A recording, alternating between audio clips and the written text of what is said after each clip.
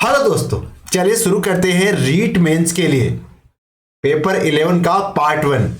पहला प्रश्न, कब तक अंग्रेजों ने अधिकांश रियासतों पर पुनः अधिकार स्थापित कर लिया था? जून 1858, जनवरी 1858, दिसंबर 1857 या जुलाई 1857? तो इसका आंसर क्या होगा? इसका आंसर होगा ऑप्शन ए, यानी जून 1858 तक आते आते अंग्रेजों ने अधिकांश रियासतों पर पुनः अधिकार स्थापित कर लिया था। अगर बात करें 1857 की क्रांति की, तो उस समय राजस्थान के रियासतों के शासक कौन थे और वहां के पॉलिटिकल एजेंट कौन थे? इस प्रकार के प्रश्न जो बोर्ड है वो अक्सर पूछ रहा है। तो हम एक बार देख लेते हैं। तो उदयपुर रियासत है, तो वहां का पॉलिटिकल एजेंट कौन था? तो कैप्टन सावर्स है, वो उदयपुर का पॉलिटिकल एजेंट था। वहीं वहां के शासक तो स्वरूप सिंह जी है, वो उस समय उदयपुर के शासक थे। कब की बात कर रहे हैं? 1857 की क्रांति की। और उसके बाद में कोटा का जो पॉलिटिकल एजेंट था कौन था? मेजर बैटन, और वहां का शासक था राम सिंह द्वितीय। और राम सिंह द्वितीय को क्रांतिकारियों ने कैद कर लिया था, और बाद में जो करौली का शासक था मदन पाल, उसने उसे आजाद करवाया था। वहीं अगर जयपुर की बात करें तो जयपुर का पॉलिटिकल एजेंट ईडन, और वहां का जो शासक है वो कौन था? तो महाराजा राम सिंह। जोधपुर की बात करें तो मैकमोहन पॉलिटिकल एजेंट और शासक तखत सिंह। और भरतपुर की बात करें तो मॉरिसन पॉलिटिकल एजेंट और शासक थे जसवंत सिंह, जो नाबालिग थे। वहीं अगर सिरोही की बात करें तो जेडी होल है ना, वो पॉलिटिकल एजेंट था सिरोही का, और शिव सिंह वहां के शासक थे।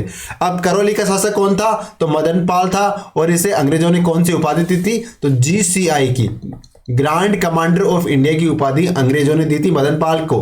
क्यों? क्योंकि उसने क्रांति के समय अंग्रेजों की सहायता की थी और कोटा का जो शासक था उसे मुक्त करवाया था। उसके बाद में अलवर का शासक बन्ने सिंह जी थे, और टोंक के शासक वजीरोदौला था, और बांसवाड़ा का शासक लक्ष्मण सिंह जी थे, और झालावाड़ के शासक पृथ्वी सिंह जी थे। झालावाड़ पृथ्वी सिंह, बांसवाड़ा लक्ष्मण सिंह, टोंक वजीरोदौला, अलवर बन्ने सिंह, करौली मदन पाल सिंह, सिरोही शिव सिंह, और भरतपुर जसवंत सिंह, जो नाबालिग थे। तो प्रश्न इस प्रकार आ सकता है, 1857 की क्रांति के समय किस रियासत के शासक नाबालिग थे? तो हमारा आंसर क्या होगा?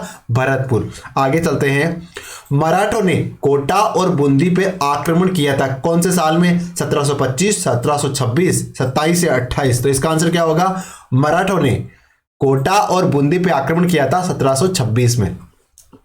देखो, मराठों ने सबसे पहले राजस्थान में कहां प्रवेश किया? तो देखो, 1711 में मराठों ने मेवाड़ में प्रवेश किया था। कहां पे? मेवाड़ में। और 1720 में पेशवा ने मराठा ध्वज अटक से कटक तक फहराने का लक्ष्य निर्धारित किया, और उत्तरी भारत की ओर मराठा आने लगे। उन्होंने कहा, क्या कहा कि मराठों का ध्वज है ना, अटक से लेकर कटक तक चलेगा, तो उत्तरी भारत की तरफ आने लगे। तो 1726 में मराठों ने कोटा और बूंदी पर आक्रमण किए। कोटा बूंदी पे आक्रमण कब किए? 1726 में किए। बाद में 1728 में डूंगरपुर और बांसवाड़ा के जो शासक थे उन्होंने मराठों को खराज देना स्वीकार कर लिया था। तो प्रश्न इस प्रकार आ सकता है, वो कौन सी रियासतें थी जिसने 1728 में मराठों को खराज देना स्वीकार कर लिया था? तो हमारा आंसर क्या होगा? जो कर्क रेखा जिन जिलों से गुजरती है हमारे राजस्थान में, उन रियासतों ने 1728 में अंग्रेजों को मराठों को खराज देना स्वीकार कर लिया था। और 22 अप्रैल 1734 साल आ गया अब, और बूंदी के शासक बुद्ध सिंह हाड़ा को मराठों ने फिर से राजा बना दिया। और राजस्थान की राजनीति में अगर पहला हस्तक्षेप माने तो मराठों द्वारा बूंदी के शासक बुद्ध सिंह हाड़ा को जब शासक बनाया ना, तो इसे राजस्थान की राजनीति में मराठों का पहला हस्तक्षेप मान सकते हैं। और ये घटना कब हुई थी? ये हुई थी 1734 में और 22 अप्रैल के दिन। ठीक है, आगे चलते हैं। संविधान सभा का एकमात्र राजस्थानी जो प्रारूप समिति का सदस्य बना, तो CS Venkatacharya, VT Krishnamachari, KM Panikkar और T राघवाचारी। तो इसका आंसर क्या होगा? जो VT कृष्णाचारी है वो एकमात्र व्यक्ति थे जो राजस्थान से संबंधित थे, और जो ड्राफ्टिंग कमेटी थी संविधान की, जो प्रारूप समिति जिसके अध्यक्ष बाबा साहब भीमराव अंबेडकर थे, उसके सदस्य थे। तो प्रारूप समिति के सदस्य कौन कौन थे? तो BR अंबेडकर साहब थे, अल्लादी कृष्ण स्वामी अय्यर, कन्हैयालाल माणिकलाल मुंशी, जिसे हम शॉर्ट में क्या कहते हैं? KM मुंशी साहब कहते हैं। फिर मोहम्मद सादुल्ला, फिर N गोपाल स्वामी आयंगर, BL मित्तर और DP खेतान। तो इसमें जो BL मित्तर और DP खेतान साहब है, इनकी जगह एन माधवराव आ गए एक तो, और एक वीटी कृष्णमाचारी साहब आ गए। इस प्रकार प्रारूप समिति में जो मूल सदस्य थे उसमें 2 सदस्य परिवर्तित हुए थे, तो उसमें एन माधवराव साहब आए और एक वीटी कृष्णमाचारी साहब उसमें शामिल हुए थे। आगे चलते हैं, माणिक्यलाल वर्मा ने संविधान सभा में किस रियासत का प्रतिनिधित्व किया था? जयपुर का, जोधपुर का, उदयपुर का या कोटा का? तो माणिक्यलाल वर्मा जी का संबंध कौन सी रियासत से था? तो उनका संबंध उदयपुर रियासत से था। तो देखो वर्मा जी के बारे में देख लेते हैं, माणिक्यलाल वर्मा जी के बारे में थोड़ा भी जानकारी ले लेते हैं। तो 1938 में वर्मा जी मेवाड़ लौटे और बाद में 1938 में इन्होंने हरिपुरा कांग्रेस अधिवेशन में भाग लिया था। तो वर्मा जी ने 1938 में हरिपुरा में जो कांग्रेस अधिवेशन हुआ था, जिसकी अध्यक्षता किसने करी थी? तो अपने नेताजी सुभाष चंद्र बोस साहब ने उसकी अध्यक्षता करी थी। हालांकि उससे अगला साल था, तब भी नेताजी सुभाष चंद्र बोस को ही कांग्रेस का अध्यक्ष बनाया गया था, लेकिन गांधी जी ये नहीं चाहते थे कि नेताजी अध्यक्ष बने। तो बाद में नेताजी ने कहा कि भाई ये रखो, हम तो चले और हम अपना नया ही फॉरवर्ड ब्लॉक बनाएंगे और आगे जाके मतलब अपने लेवल पे लड़ेंगे अंग्रेजों से। तो उन्होंने त्याग दिया था, बाद में किसी और को बनाया गया था। तो लेकिन हरिपुरा अधिवेशन में राजस्थान से जो वर्मा जी है ना, वो गए थे उस अधिवेशन में। बाद में 24 अप्रैल 1938 को क्या हुआ था आपको पता है? मेवाड़ प्रजामंडल का गठन हुआ और उसमें वर्मा जी का योगदान कौन भुला सकता है, क्योंकि मुख्य योगदान वर्मा जी का ही था। और बाद में लगातार वो संघर्ष करते रहे। 2 फरवरी 1939 को वर्मा जी ने देवली के निकट ऊंचा गांव में गिरफ्तार कर लिया गया। कहाँ पे?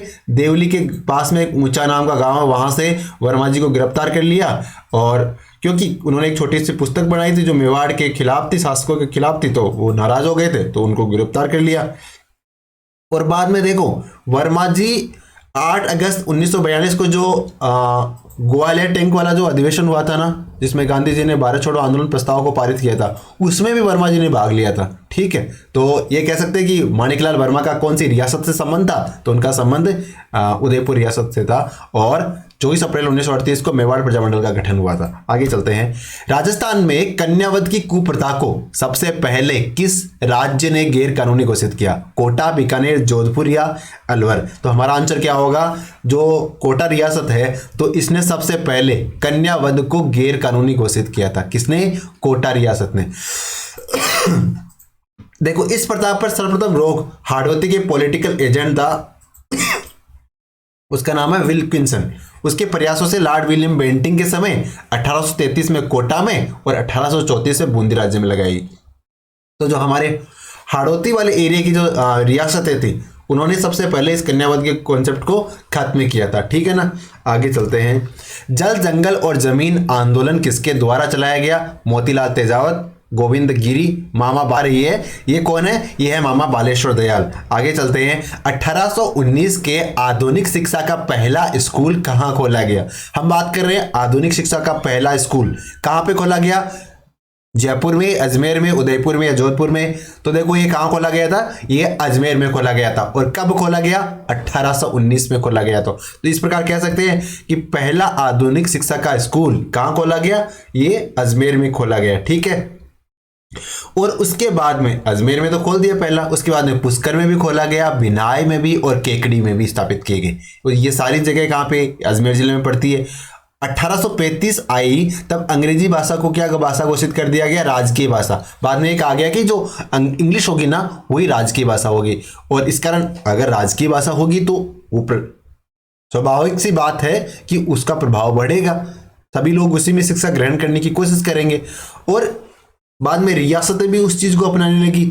1872 के अंदर वायसराय था लॉर्ड मेयो, उसके नाम पर अजमेर में मेयो कॉलेज की स्थापना की। तो मेयो कॉलेज की स्थापना कहाँ पे की? पहली बात तो ये अजमेर में करी। और कब करी? तो 1872 में करी। उसके बाद में इसका पहला सत्र कब हुआ? तो 1872 में मेयो कॉलेज की स्थापना कर दी, लेकिन इसका पहला सत्र 1875-76 से शुरू हुआ। कब से? 1875-76 से।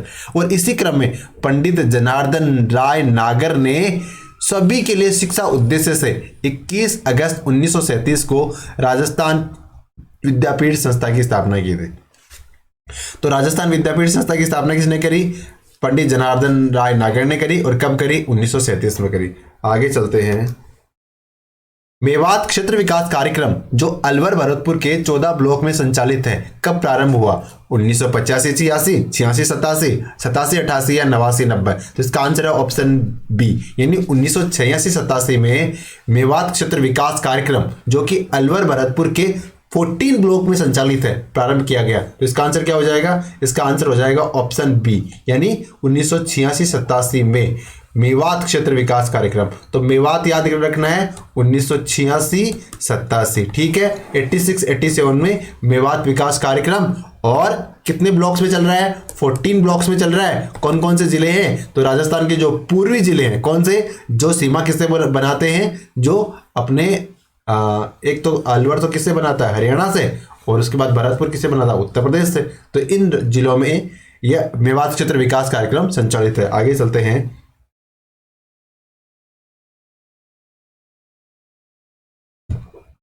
बेटी बचाओ बेटी पढ़ाओ अभियान राजस्थान में ब्रांड एम्बेसडर कौन है इनकी?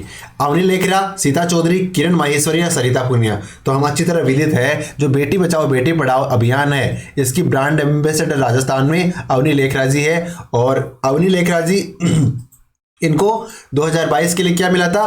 Para sport person of the year का अवार्ड भी मिला था। क्या? Para sport person of the year, क्योंकि ये राजस्थान में जो बालिकाएं हैं वो उन सब के लिए एक तरीके से प्रेरणा स्रोत है। अगले प्रश्न में चलते हैं। तो हमारे सामने अवनी लेखरा जी का चित्र आया है, और देख सकते हो कि पैरा ओलंपिक में इन्होंने गोल्ड मेडल तो जीता ही था, और न सिर्फ जीता था जबकि विश्व रिकॉर्ड की बराबरी की थी। इन्होंने फाइनल में 249.6 अंक बनाए थे। जो पैरा ओलंपिक का फाइनल हुआ था उसमें कितने पॉइंट बनाए इन्होंने? 249.6, और इन्होंने इस तरह से विश्व रिकॉर्ड की बराबरी करी थी। तो एक बार प्रश्न ये भी आया था कि अवनी लेखरा जी ने कितने पॉइंट स्कोर किया था फाइनल में, तो आपको ये भी चीजें याद रखनी है। कृषक उपहार योजना में मंडी स्तर पर प्रति किसान कितनी राशि दी जाएगी? एक योजना चलाई गई है, योजना का नाम है कृषक उपहार योजना। इसमें मंडी स्तर पे बात कर रहे हैं, हर किसान को कितनी राशि दी जाएगी? 25,000, 50,000, 75,000 या 1,00,000? तो इसका आंसर क्या होगा? इसका आंसर होगा ऑप्शन बी, यानी 50,000 रुपए मंडी स्तर पर प्रति किसान को दिए जाएंगे। कितने? 50,000 रुपीज। तो एक बार देख लेते हैं, ये कृषक उपहार योजना का उद्देश्य क्या है? इसका उद्देश्य है ट्रांजैक्शन ई पेमेंट को बढ़ावा देना। ई पेमेंट का तात्पर्य क्या है? इलेक्ट्रॉनिकली पेमेंट करना, यानी किसी व्यक्ति ने अगर फसल बेची है, किसी किसान ने फसल बेची है, तो उसका पेमेंट उसके बैंक खाते में ट्रांसफर करने के मार्फत, क्योंकि इससे क्या होगा, एक तरह से चीज़ें ट्रेस होने लगेगी और किसान भी डिजिटल होने लगेंगे धीरे धीरे। तो इस उद्देश्य से ये योजना शुरू करी गई है, और ई पेमेंट करने के प्रेरित करने के लिए किसानों को ये योजना शुरू की गई। ये लागू कब से की गई? तो ये 1 जनवरी 2022 से इसे लागू किया गया।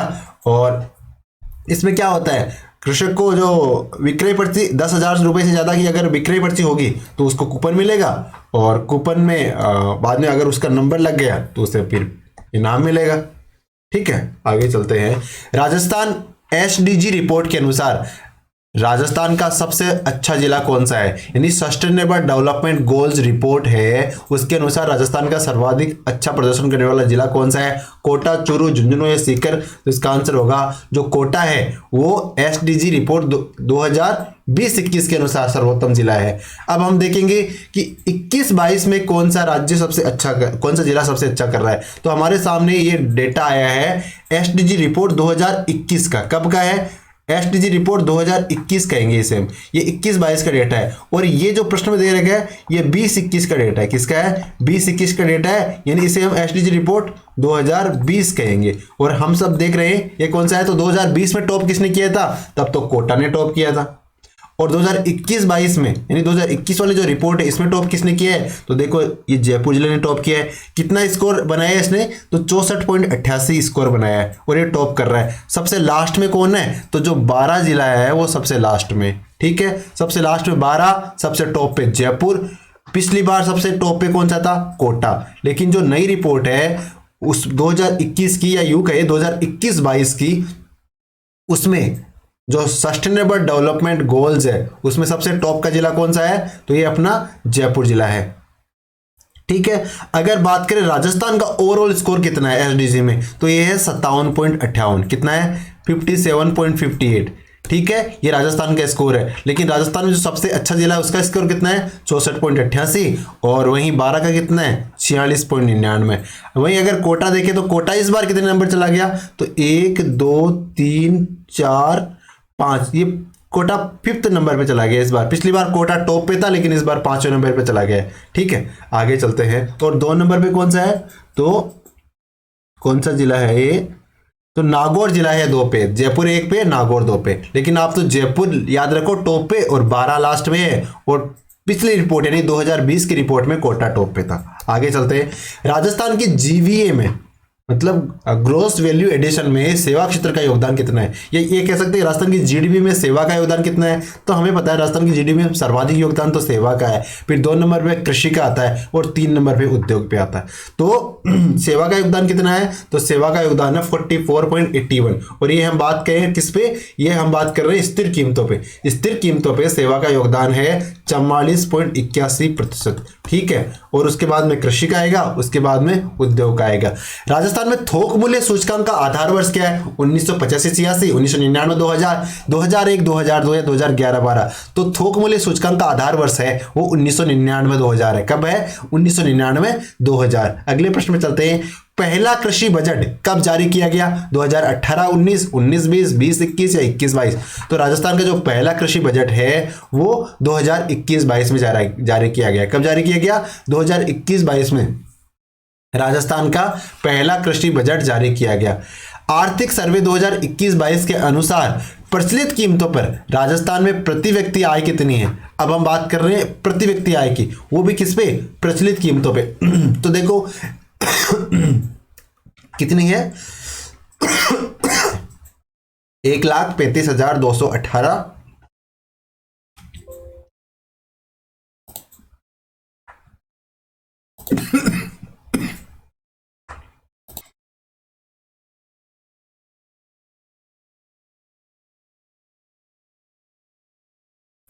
आर्थिक सर्वे 2021-22 के अनुसार प्रचलित कीमतों पर राजस्थान में प्रति व्यक्ति आय कितनी है, 1,35,218, 1,15,218, 81,291 या 72,865। तो इसका आंसर क्या होगा, 1,35,218 रुपीज। और राजस्थान की कितना है, 1,35,000। वहीं भारत की बात करते हैं तो 1,50,000 प्रति व्यक्ति आय है। तो ये कह सकते हैं कि भारत में जो प्रति व्यक्ति आय है वो राजस्थान के प्रति व्यक्ति आय के मुकाबले 15,000 रुपए ज्यादा है।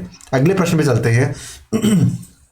बजट 2022-23 के अनुसार ई वे बिल की अनिवार्यता को 1 लाख से बढ़ाकर कितना कर दिया, यानी ई वे बिल आवश्यक होगा अगर ट्रांजैक्शन कितना होगा, 1 लाख, 1.5 लाख, 2 लाख, 3 लाख या 5 लाख। इसका आंसर क्या होगा, इसका आंसर होगा ऑप्शन बी, यानी 2 लाख रुपए तक की सीमा है। 2 लाख रुपए से कम बिल बनता है तो ई वे बिल की जरूरत नहीं है, अन्यथा आपको ई वे बिल बनवाना पड़ेगा। तो इसका आंसर ऑप्शन बी हो जाएगा। अगले प्रश्न में चलते हैं। बालिका शिक्षा फाउंडेशन स्थापना कब हुई, 30 मार्च 1995, 30 मार्च 1996, 30 मार्च 1997 या 30 मार्च 1998। तो इसका आंसर क्या होगा, इसका आंसर होगा ऑप्शन ए, यानी बालिका शिक्षा फाउंडेशन 30 मार्च 1995 को इसकी स्थापना हुई। कब हुई, 30 मार्च 1995। अगले प्रश्न में चलते हैं। प्रताप सिंह बराहट को किस कांड में गिरफ्तार किया गया, दिल्ली, बनारस, लाहौर या फिर कानपुर। तो प्रताप सिंह जी बराहट को कौन से कांड में गिरफ्तार किया गया था, तो इसका आंसर क्या होगा, तो इसका आंसर होगा ऑप्शन बी, यानी बनारस कांड में प्रताप सिंह जी बराहट को गिरफ्तार किया गया था। प्रताप सिंह जी बराहट और स्वतंत्रता संग्राम में इन्होंने अमिट छाप छोड़ी, छोटी सी उम्र में मतलब ये शहीद हो गए, और जोधपुर के आसानाडा रेलवे स्टेशन से इनको गिरफ्तार किया गया था। कौन से कांड में, बनारस कांड में। फिर अंग्रेजी हुकूमत ने उनको बहुत सताया, 5 साल तक कठोर यातनाएं दी और बरेली के सेंट्रल जेल भेज दिया। फिर इनको भेजा कहां पे, तो प्रश्न आता है प्रताप सिंह बराहट को कौन सी जेल में रखा गया, तो हमारा आंसर क्या होगा, बरेली जेल में रखा गया। और वहां पे यातनाओं के कारण इनका निधन नहीं हुआ, ये शहीद हुए हैं। ठीक है, अगले प्रश्न पे चलते हैं। राजस्थान का अधिकांश जेल, देखो ये निधन लिखा हुआ ना, इसको काट के शहीद करना पड़ेगा। ठीक है, ऐसे वीर पुरुषों का निधन नहीं होता, ये शहीद होते हैं।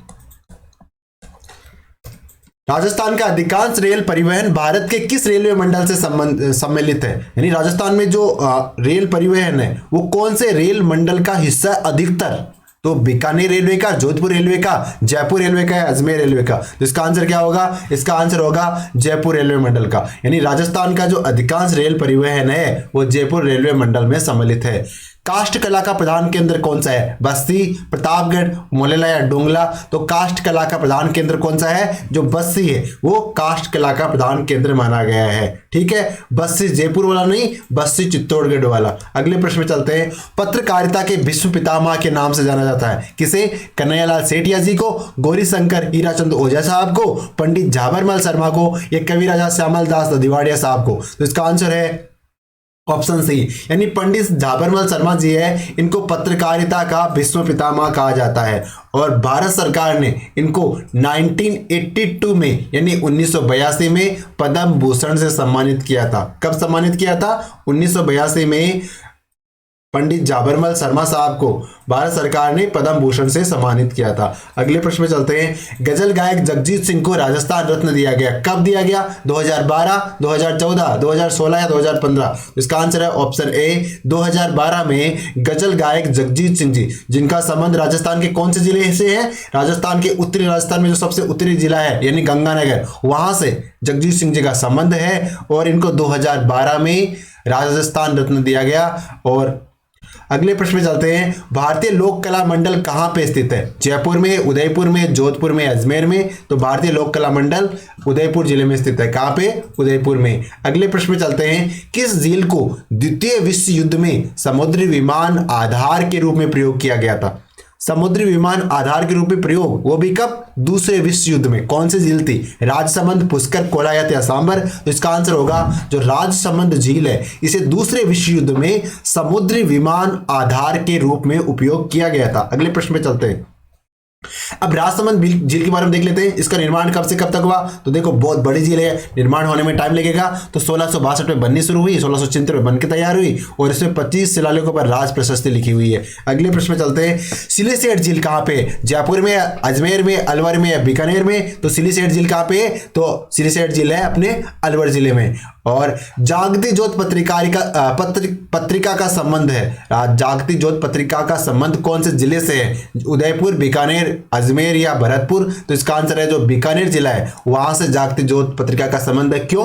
क्योंकि राजस्थानी भाषा साहित्य और संस्कृति अकादमी कहां स्थापित है? ये बीकानेर में स्थापित है। और राजस्थानी भाषा साहित्य संस्कृति अकादमी बीकानेर की जो मुख्य पत्रिका है वो कौन सी है? वो जागती ज्योत है। और राजस्थानी भाषा साहित्य और संस्कृति अकादमी की स्थापना कब हुई? तो राजस्थानी भाषा साहित्य और संस्कृति अकादमी की स्थापना हुई थी 25 जनवरी 1983 को। ठीक है, तो सबसे पहले तो यह माइंड में ऐसे सेट कर लो, 1983 में राजस्थानी भाषा साहित्य और संस्कृति अकादमी बीकानेर की स्थापना हुई। अब आपको डेट सेट करना है तो 25 जनवरी को। कब है? 25 जनवरी को। यानी हमारा गणतंत्र दिवस लागू हुआ था उससे जस्ट पहले वाले दिन 1983 का साल था, तब राजस्थानी भाषा साहित्य और संस्कृति अकादमी बीकानेर की स्थापना हुई थी। अगले प्रश्न में चलते हैं।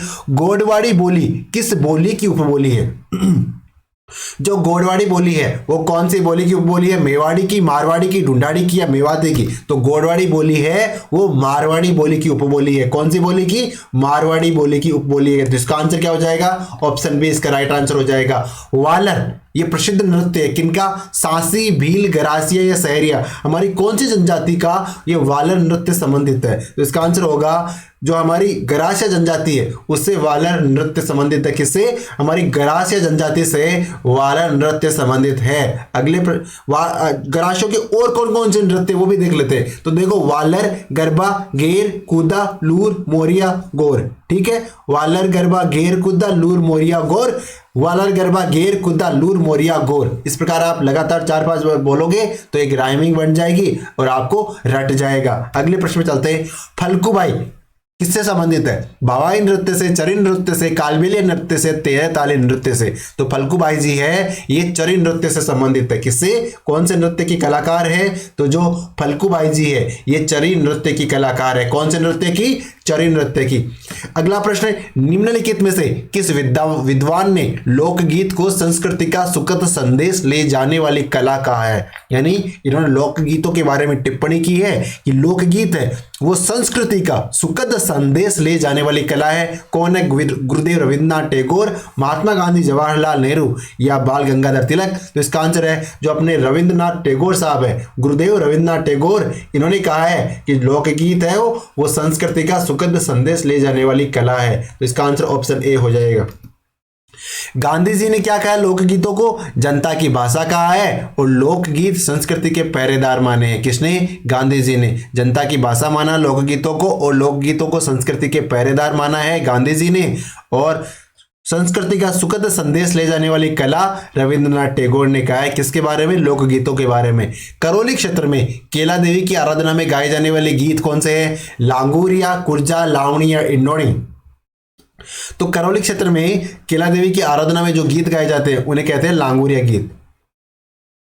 कौन सा गीत है? लांगूरिया। अगले प्रश्न में चलते हैं, कुंभलगढ़ किले की प्राचीर की लंबाई कितनी है? जो कुंभलगढ़ किले की जो प्राचीर है उसकी लंबाई कितनी है? 36 किलोमीटर, 50 किलोमीटर, 72 किलोमीटर या 18 किलोमीटर? तो इसका आंसर है ऑप्शन ए, यानी कुंभलगढ़ किले की प्राचीर की लंबाई है 36 किलोमीटर। कितनी है? 36 किलोमीटर। इसका आंसर हो जाएगा ऑप्शन ए। अगले प्रश्न में चलते हैं, गोरा बादल महल कहाँ पे? उदयपुर में, जैसलमेर में, चित्तौड़गढ़ में या अजमेर में? तो अपना जो चित्तौड़गढ़ है उस किले में ही गोरा बादल महल अवस्थित है। तो इसका आंसर क्या होगा? गोरा बादल महल है वो अपने चित्तौड़गढ़ फोर्ट में है। कौन से फोर्ट में है? चित्तौड़ फोर्ट में है। निम्न में से कौन सा मंदिर गुर्जर प्रतिहार शैली का नहीं है? तो आहुआ का कामेश्वर मंदिर, बालोतरा का रणछोड़ मंदिर, रामगढ़ का भंडदेवरा मंदिर या जसनगर का नीलकंठेश्वर मंदिर? तो इसका आंसर है ऑप्शन सी, जो रामगढ़ का भंडदेवरा मंदिर है ये गुर्जर प्रतिहार शैली में नहीं है। किस शैली में है? भूमिज शैली में है। तो इसके बारे में देख लेते हैं, इसका निर्माण किसने करवाया था? जो भंडदेवरा का मंदिर है ये अपने बारां जिले में जो रामगढ़ नाम का कस्बा है वहां पे पड़ता है। और ये खजुराहो शैली के प्राचीन मंदिरों के लोग, खजुराहो शैली में, कौन सी शैली में? खजुराहो शैली भी कह सकते हैं इसे हम। और इसका निर्माण किसने करवाया था? तो इसका निर्माण करवाया था राजा मलय वर्मा ने। किसने करवाया? राजा मलय वर्मा ने इसका निर्माण करवाया था। और इसका जो पुनरुद्धार करवाया था वो करवाया था त्रषा वर्मा ने। मलय वर्मा ने निर्माण कराया, त्रषा वर्मा ने इसका पुनरुद्धार करवाया।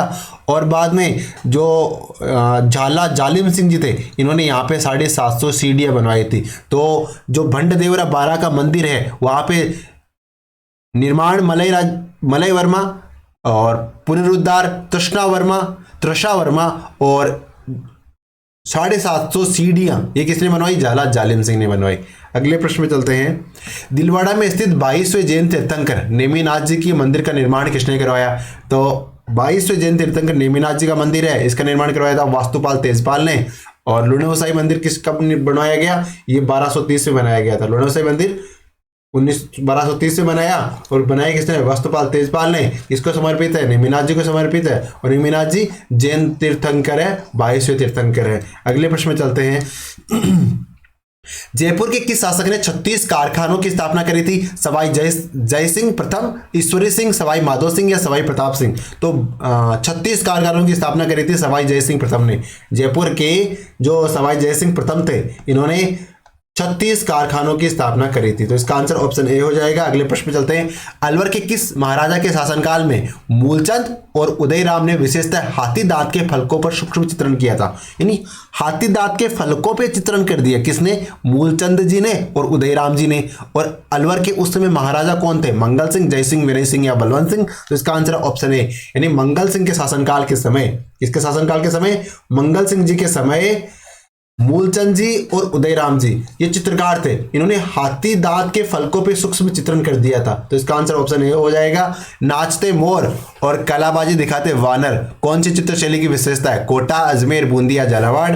तो नाचते मोर और कलाबाजी दिखाते वानर ये बूंदी चित्र शैली की विशेषता है। कौन सी? बूंदी चित्र शैली की विशेषता। तो आंसर क्या हो जाएगा? ऑप्शन सी इसका राइट आंसर हो जाएगा। अगले प्रश्न पे चलते हैं। पीपल पत्रा और अंगूठा नामक आभूषण स्त्रियों द्वारा कहाँ धारण किया जाता है? सर पे, कमर पे, कान पे, अंगुली पे। तो पीपल पत्रा और अंगूठा जो आभूषण है ये स्त्रियों द्वारा कान में पहने जाते हैं। पीपल पत्रा यानी पीपल का पत्ता कहाँ चिपाते हैं? कान में चिपाते हैं, मान के चलो। अंगूठा भी कान में, और उसके अलावा लौंग हो गया, मुरकिया हो गया, जाले हो गए, कर्णफूल हो गए, पीपल पत्रा हो गया, अंगूठा हो गया, सुरलिया हो गया, मोर फवर हो गया और बेला हो गया। ये कहाँ के आभूषण है? ये कानों के आभूषण है। कौन से? तो इसमें देखो, एक तो जो सुरलिया है और मोर फवर है, स्पेशली ध्यान रखो, एग्जाम में आ सकते हैं। जैन समाज का पर्युषण पर्व किस माह में मनाया जाता है? तो जैन समाज का जो पर्युषण पर्व होता है आश्विन, श्रावण, ज्येष्ठ या भाद्रपद, जो भाद्रपद माह होता है, ये जैन समाज का इस महीने में ही पर्युषण पर्व मनाया जाता है।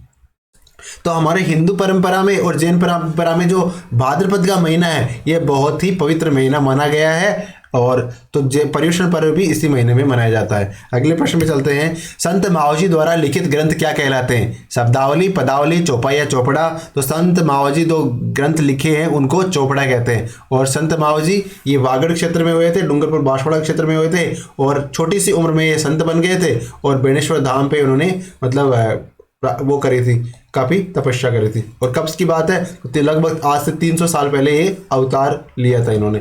निम्न में से रामसनी संप्रदाय की कौन सी पीठ की स्थापना संत रामचरण दास जी महाराज ने करी? तो रामसनी संप्रदाय की कौन सी पीठ रामचरण दास जी महाराज ने करी थी? खेड़पा, सापुरा, रेन या शीतल। तो इसका आंसर है रामचरण दास जी ने जो सापुरा शाखा है, मेन शाखा है रामसनी संप्रदाय की, उसकी स्थापना करी थी। किसने? रामचरण दास जी ने। और दरिया शाखा की स्थापना किसने करी थी? तो दरियाई शाखा जो खेड़पा शाखा नहीं, रेण शाखा है नागौर जिले की, उसकी स्थापना करी थी दरियाव जी महाराज ने। देखो क्या कहते हैं, दरिया प्रेमी आत्मा आवे सतगुरु संग, सतगुरु सेती सबदले मिले शब्दों के रंग। तो इस प्रकार इसका भावार्थ आप लगा सकते हो। बाकी अखिल भारतीय रामसनी संप्रदाय के प्रवर्तक, प्रधान आदि आचार्य श्री अनंत श्री दरियाव जी महाराज, जिला रेण, ये इस प्रकार चित्र के नीचे अंकित है। तो इस प्रकार इससे अंदाजा लगा सकते हैं कि जो रेण शाखा है उसके प्रवर्तक कौन थे? तो दरियाव जी महाराज है वो रेण शाखा के प्रवर्तक थे। वही रामचरण दास जी महाराज है ये सापुरा शाखा के प्रवर्तक थे। ठीक है, आगे चलते हैं। कृष्ण भक्त मीराबाई किस सदी की महान संत थी? कौन सी सदी की महान संत थी मीराबाई जी? 14वीं, 15वीं, 16वीं, 17वीं। तो इसका आंसर क्या होगा? इसका आंसर होगा ऑप्शन सी, यानी 16वीं सदी की महान संत थी, क्योंकि ये राणा सांगा के समकालिक थे, ये कह सकते हैं। इनका जन्म 1498 में हुआ था। तो इस प्रकार से 15वीं सदी में तो जन्म हुआ, लेकिन मतलब संत ये 16वीं सदी में ही रही थी। तो इस प्रकार इसका आंसर ऑप्शन सी हो जाएगा। जैसलमेर के किस शासक ने मुगलों से वैवाहिक संबंध स्थापित किया था? अमर सिंह, हर्राय बाटी, जवाहर सिंह या विजयराज बाटी। तो इसका आंसर होगा ऑप्शन बी, हर्राय बाटी ने मुगलों के साथ वैवाहिक संबंध स्थापित किए थे। और हर्राय बाटी का संबंध हमें पता है, बाटी राजवंश जैसलमेर से संबंधित है, तो जैसलमेर से। देखो, हर्राय बाटी ने जयपुर के राजा बारमल के कहने पे 1570 में हुए नागौर दरबार में उपस्थित होकर अकबर की अधीनता स्वीकार कर ली और अपनी पुत्री नाथी बाई का विवाह अकबर के साथ कर दिया। अरे अकबर ने कितने विवाह किए भाई, मतलब हर किसी से विवाह कर रहा है। तो नाथी बाई थी, ये किसकी बेटी थी? हर्राय बाटी की बेटी थी, और इसका विवाह अकबर से कर दिया। कब? 1570 में। तो इस प्रकार हर्राज बाटी भारतीय में पहला व्यक्ति था जिसने मुगलों के साथ वैवाहिक संबंध स्थापित किए थे। अगले प्रश्न में चलते हैं। जीज मोहम्मद शाही, ये 1725 में लिखी गई किताब है। ये किताब किसने लिखी? जसवंत सिंह, बारमल, सवाई जय सिंह, अमर सिंह। तो इसका आंसर होगा ऑप्शन सी, सवाई जय सिंह जी ने जीज मोहम्मद शाही नाम की किताब लिखी है। कब लिखी है? 1725 में लिखी है। अगले प्रश्न में चलते हैं।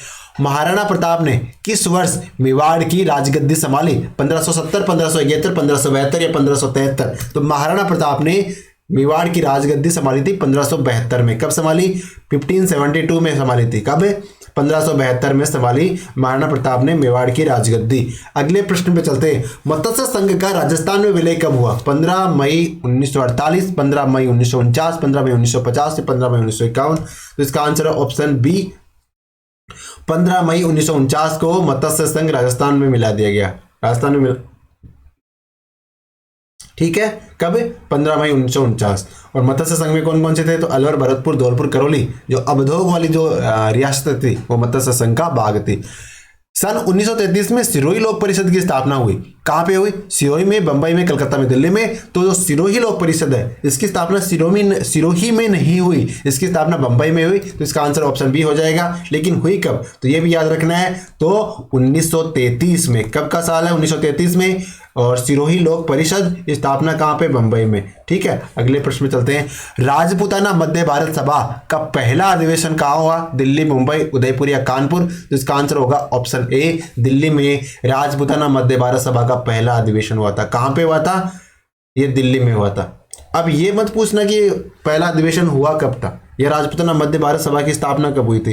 तो ये तो आपको RMSSB यह बोर्ड है अपना, इसने जो आंसर माना है फाइनल कोर्ट के वर्डिक्ट के बाद में, उसको देखना पड़ेगा और उसके आधार पे आपको निर्णय लेना पड़ेगा, क्योंकि ये 2 डेट को लेके बहुत ही कंट्रोवर्शियल रहा है। तो हो सकता है एग्जैक्टली फाइनल क्या माना है, फिर अगले एग्जाम में तो वो मानना ही पड़ेगा ना, तो हमें देख लेना एक बार।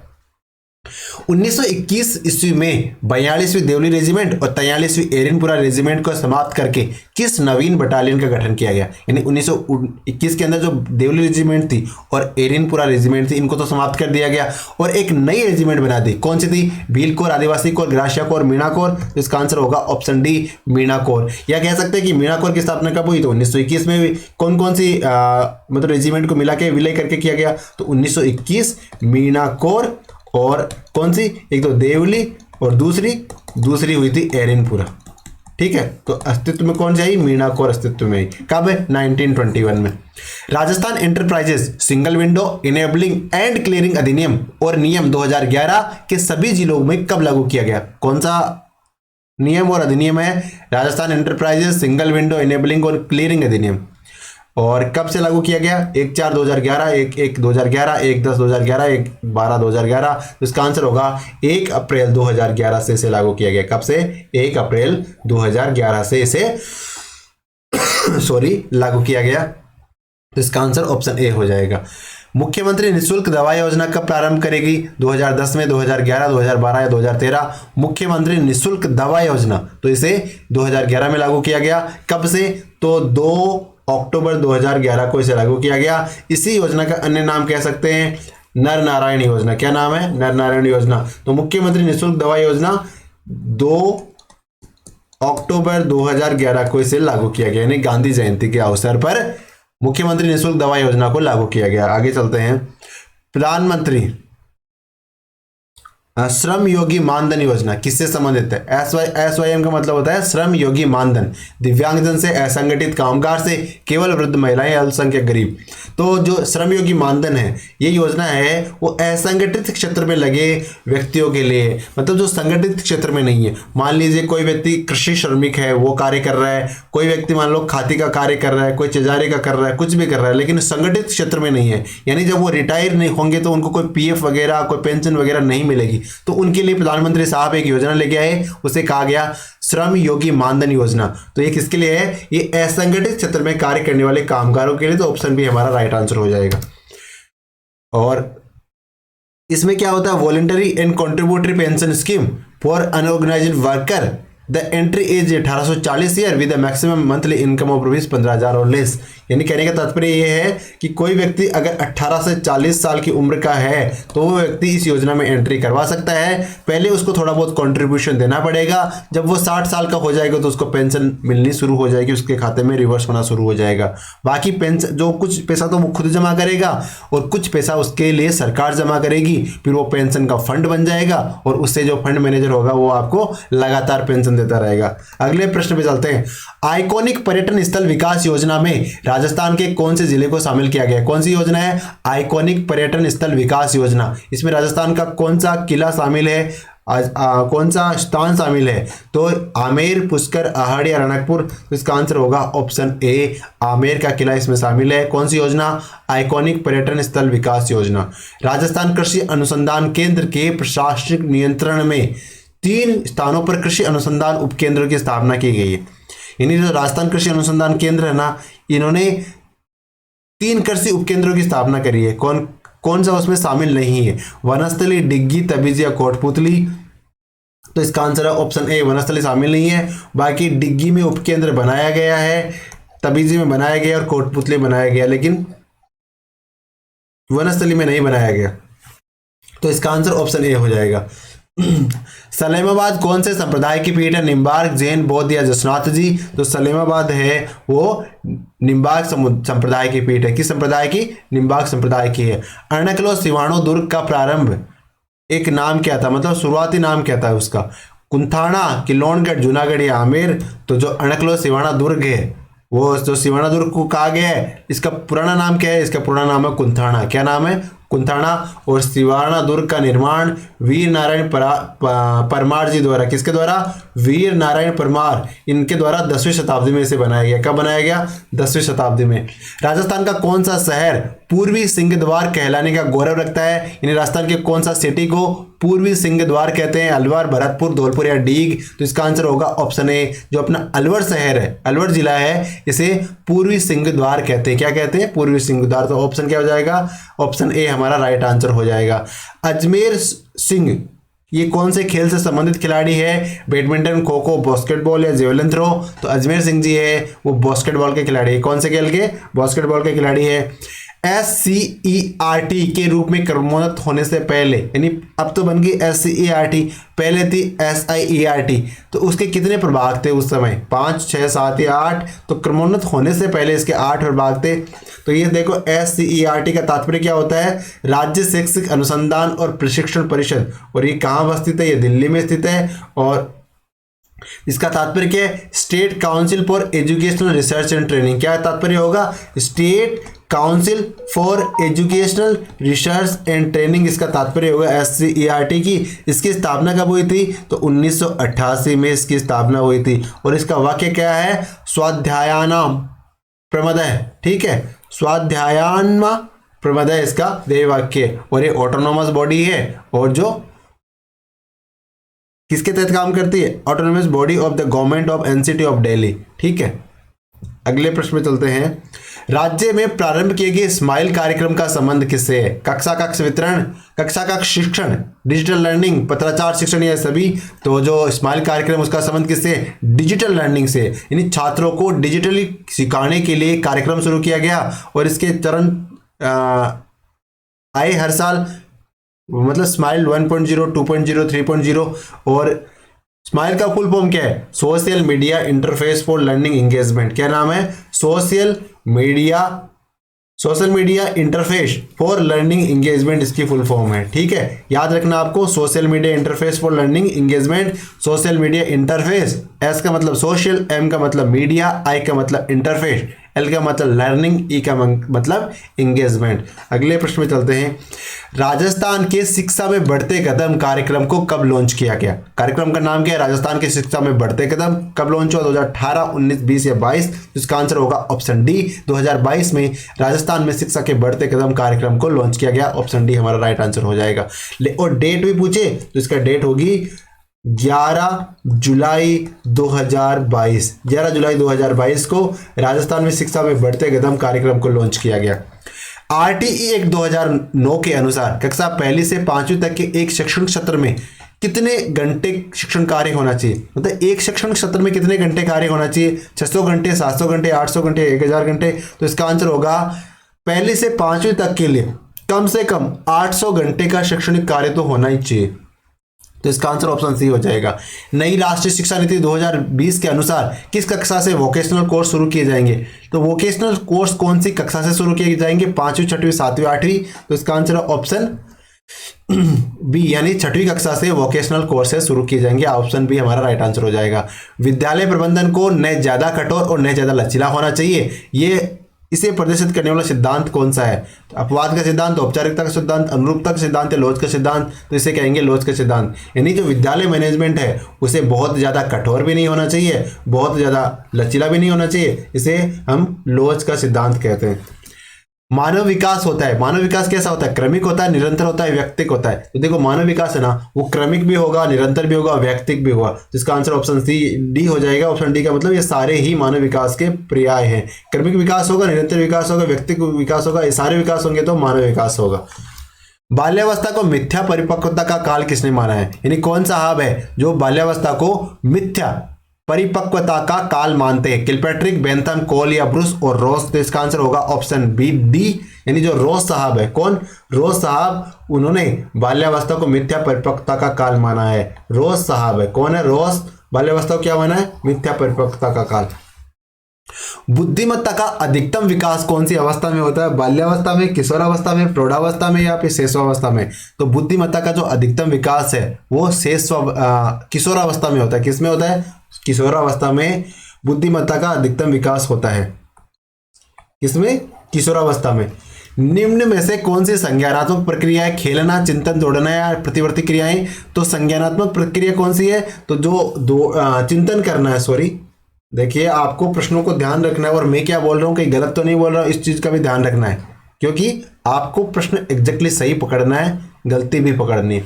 तो कौन सी संज्ञानात्मक प्रक्रिया है? तो जो चिंतन है वो क्या है? वो संज्ञानात्मक प्रक्रिया है। बाकी खेलना, दौड़ना और प्रतिवर्ती क्रियाएं वो संज्ञानात्मक प्रक्रियाएं नहीं है, लेकिन चिंतन है वो संज्ञानात्मक प्रक्रिया में शामिल है। अगले प्रश्न में चलते हैं। व्यक्ति अपनी गलतियों से सीखता है। बिल्कुल सीखता है। यह कथन अधिगम के कौन से सिद्धांत पर आधारित है? शास्त्रीय अनुबंध, अंतर्दृष्टि, प्रयास और त्रुटि और यांत्रिक अनुबंध? तो व्यक्ति अपनी गलतियों से सीखता है, यह प्रयास और त्रुटि सिद्धांत पर आधारित है। कौन से पे? प्रयास और त्रुटि सिद्धांत पर आधारित है। ऑप्शन सी हमारा राइट आंसर हो जाएगा। उसके बाद में किसने यह मत दिया? किसने यह मत दिया कि भाषा विचार की अंतर्वस्तु का निर्धारण करती है? किलपैट्रिक, वुंड, पियाजे या फ्राइड? तो इसका आंसर होगा ऑप्शन सी, जो पियाजे है उन्होंने ये विचार दिया था कि अंतर्वस्तु का निर्धारण करती है क्या? भाषा, यानी विचार की अंतर्वस्तु का निर्धारण भाषा द्वारा किया जाता है, ये कह रहे हैं पियाजे साहब। व्यवहार के पुनरावृत्ति और परिमार्जन किसके लिए निश्चित होते हैं?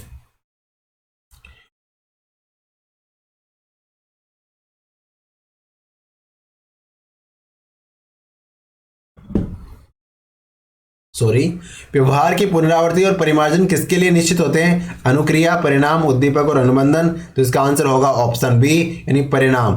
व्यवहार की पुनरावृत्ति और परिमार्जन किसके लिए निश्चित होते हैं? परिणाम के लिए निश्चित होते हैं व्यवहार की पुनरावृत्ति और परिमार्जन। प्रेरक के अंतर्गत शामिल होता है, कौन सा है जो प्रेरक के अंतर्गत शामिल होता है? प्रोत्साहन, आवश्यकता, प्रबल प्रेरणा या सभी? तो ये सभी ही प्रेरक के अंतर्गत शामिल होते हैं। प्रोत्साहन भी शामिल होता है, आवश्यकता भी शामिल होती है, प्रबल प्रेरणा भी शामिल होता है, तो ये सारे शामिल होते हैं। व्यक्तित्व का एक प्रकार ए प्रस्तावित किया गया है, मतलब व्यक्तित्व का प्रकार है ए। ये किसने प्रस्तावित किया? युंग ने, एडवर्ड ने, आइजैक और केटल ने या फ्रीडमैन और रोजरमैन ने? तो इसका आंसर होगा ऑप्शन डी, फ्रीडमैन और रोजरमैन साहब ने व्यक्तित्व का ए प्रकार प्रस्तावित किया है। ठीक है। कक्षा 6 के बच्चे की औसत आईक्यू क्या होगा? यानी कक्षा 6ठी क्लास में पढ़ रहा है बच्चा, उसका आईक्यू क्या होगा? 30, 60, 100 या 140? तो इसका आंसर होगा ऑप्शन सी, उसका आईक्यू 140 हो, नहीं 140 नहीं होगा, 100 ही होगा। कितना होगा? अगर 6ठी क्लास में पढ़ रहा है तो उसका आईक्यू 100 होगा, ये मान के चलो, औसत, एवरेज।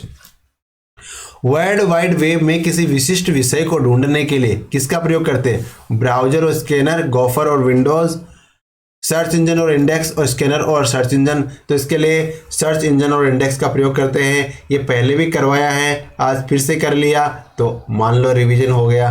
दोस्तों और संबंधियों के साथ नेटवर्क बनाने के लिए उपयोग में आने वाली वेबसाइट को क्या कहते हैं? तो इसे सोशल नेटवर्किंग कहते हैं। ये अभी पहले करवाया हुआ है तो आज रिवीजन हो रहा है, तो ये मान के चलो कंप्यूटर वाले प्रश्नों का तो फिर से रिवीजन ही हो रहा है आज। URL क्या है? तो एक लाइव चैट प्रोग्राम है, वर्ल्ड वाइड वेब के संसाधन का एक पता है, इंटरनेट विजार्ड है, एक वर्णन है। तो URL है वो वर्ल्ड वाइड वेब का एक संसाधन का पता होता है, इसे हम कहते हैं यूनिफॉर्म रिसोर्स लोकेटर। वो एक पर्टिकुलर एड्रेस पे आपको ले जाता है। URL का मतलब जैसे आपने www.youtube.com लिखा तो ये क्या है? URL है, और आपको एक निश्चित जगह पे लेके जाएगा। ई लर्निंग ऑनलाइन शिक्षा में आपको पाठ्य सामग्री किन विकल्पों में मिलती है? Word document, video, slide show, PDF? तो इसका आंसर होगा ऑप्शन डी, यानी अगर आप ऑनलाइन शिक्षा में पढ़ते हो तो आपको पढ़ने के लिए जो सामग्री होती है वो किस में मिलेगी? वो PDF में मिलेगी। आपको टीचर PDF ही तो भेजेगा ना। जब भी 10 हमारे 10 टेस्ट कंप्लीट हो गए तो उसके मैं आपको क्या भेजूंगा? उसको मैं आपको PDF फॉर्म में भेजूंगा और आप उसको देख सकते हो, उसका रिवीजन कर सकते हो। तो तो इसका आंसर ऑप्शन डी पीडीएफ हो जाएगा। पीडीएफ मतलब पोर्टेबल डॉक्यूमेंट फॉर्मेट। और आज की वीडियो का अंतिम प्रश्न, ऑनलाइन शॉपिंग के उदाहरण है स्नैपडील, अमेजन, फ्लिपकार्ट, ये सारे तो सारे ही ऑनलाइन शॉपिंग के उदाहरण है। आप अच्छी तरह से विदित हो। और कल के वीडियो में हमने ये सारे प्रश्न करवाए थे, 5 प्रश्न कल के वीडियो में करवाए, आज फिर से करवा लिए, तो ये गलती है। लेकिन अगले वाले वीडियो में जो टेस्ट करवाएंगे तो उसमें हम जो अपना सूचना प्रौद्योगिकी है उसके हम 10 प्रश्न ले लेंगे, ताकि आज के जो 5 प्रश्न हमने पिछले वाले उठा लिए गलती से, तो वो आगे ये उसका एडजस्टमेंट हो जाएगा। ठीक है, बाकी लगातार पढ़ते रहो। आप यहाँ तक पहुँचे हो तो उम्मीद है, तो उम्मीद क्या, हमें पूरी मतलब भरोसा है कह सकते हैं आप पे कि आप तो पढ़ने वाले सीरियस स्टूडेंट हो, तो आपका चयन तो कोई रोक ही नहीं सकता, ये मान के चलते। ठीक है, थैंक यू।